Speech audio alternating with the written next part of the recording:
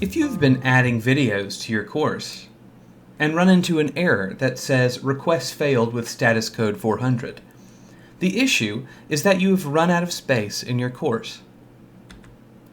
Video files tend to be very large, and you have a limited amount of space in your course.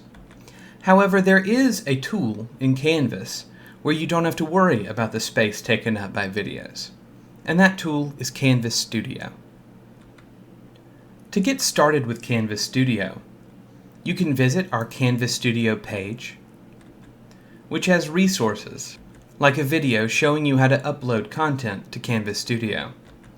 You can also look at the Canvas Studio guides provided by Canvas. This includes guides like how do I use Canvas Studio, and even how do I embed Canvas Studio media in a Canvas course.